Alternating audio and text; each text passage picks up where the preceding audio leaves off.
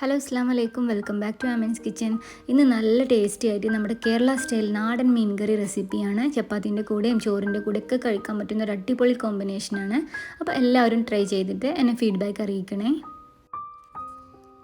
ചട്ടി ചൂടാക്കിയ ശേഷം ഇതിലേക്ക് 2 ടേബിൾ സ്പൂൺ വെളിച്ചെണ്ണ ചേർക്കാം. ഇതിലേക്ക് ഓരോ ടീസ്പൂൺ വീതം കടുകും ഉലുവയും ചേർക്കാം.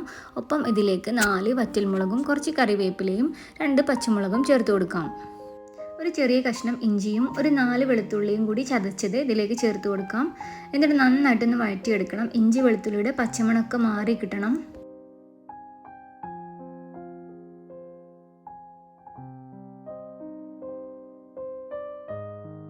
ഇനി ഇതിലേക്ക് 4-5 ചെറിയ ഉള്ളി ചതച്ചത് ചേർത്ത് കൊടുക്കണം. ചെറിയ ഉള്ളി ചേർക്കുമ്പോൾ മീൻ കറിക്ക് പ്രത്യേക ഒരു ടേസ്റ്റ് ഉണ്ടാവും.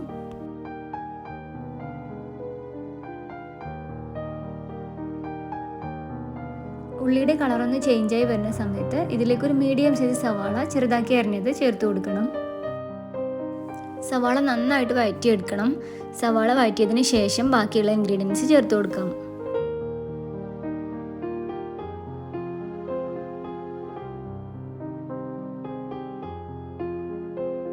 സവാള ഇപ്പോൾ നന്നായിട്ട് വഴന്നു വന്നിട്ടുണ്ട്. ഇനി ഇതിലേക്ക് ഒരു മീഡിയം സൈസ് തക്കാളി ചെറുതാക്കി അരിഞ്ഞത് ചേർത്ത് കൊടുത്തിട്ട് നന്നായിട്ടൊന്ന് വഴറ്റിയെടുക്കണം.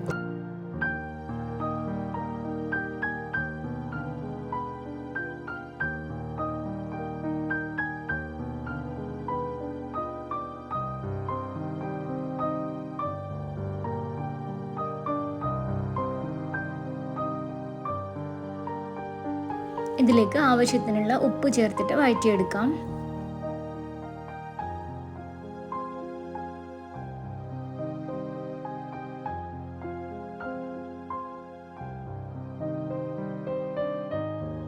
തക്കാളി നന്നായിട്ട് വെന്തുടഞ്ഞു വന്നിട്ടുണ്ട്. ഇനി ഇതിലേക്ക് പൊടികൾ ചേർത്ത് കൊടുക്കാം. 1 ടീസ്പൂൺ മഞ്ഞൾപ്പൊടി, 1.5 ടീസ്പൂൺ മുളക് പൊടി, 1.5 teaspoon Kashmiri chilli powder, 2 teaspoon മല്ലിപ്പൊടി,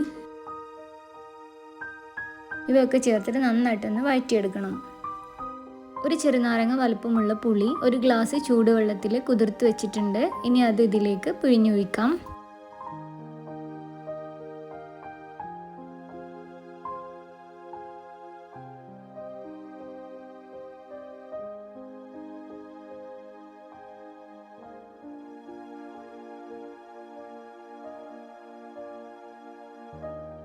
മസാല നന്നായി ഒന്ന് വെന്ത് കുറുകി അതിൽ നിന്ന് എണ്ണ തെളിഞ്ഞു വരുന്ന സമയത്ത് ഇതിലേക്ക് വെള്ളം ചേർത്ത് കൊടുക്കണം. ചെറു ചൂടുവെള്ളമാണ് ചേർത്ത് കൊടുക്കേണ്ടത്. 1.5 കപ്പ് ചെറു ചൂടുവെള്ളമാണ് ചേർത്ത് കൊടുക്കുന്നത്. ഇനി മസാലയൊക്കെ ഒന്ന് ഇളക്കി യോജിപ്പിച്ച ശേഷം തിളക്കാൻ വേണ്ടിയിട്ട് അടച്ചു വെക്കാം.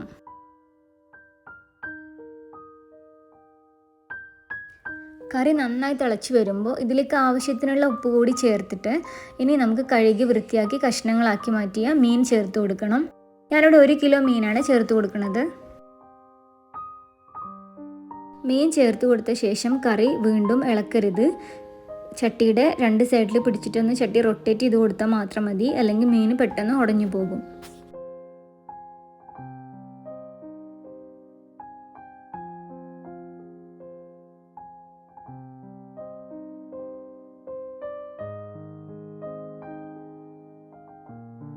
കഷ്ണങ്ങളൊക്കെ ഇട്ട് കൊടുത്ത ശേഷം അടച്ചു വെച്ചിട്ട് ഒരു 10-15 മിനിറ്റ് ഒന്ന് വേവിച്ചെടുക്കണം. അപ്പോഴേക്കും മീൻ നന്നായിട്ട് വെന്തിട്ടുണ്ടാവും. 1-2 പ്രാവശ്യം ചട്ടി ഇതുപോലെ ഒന്ന് റൊട്ടേറ്റ് ചെയ്ത് കൊടുക്കാം. അടിയിൽ പിടിക്കാണ്ടിരിക്കാനും മീൻ നന്നായിട്ടൊന്ന് വെന്ത് വരാൻ വേണ്ടിയിട്ടുമാണ് ഇങ്ങനെ ചെയ്ത് കൊടുക്കുന്നത്.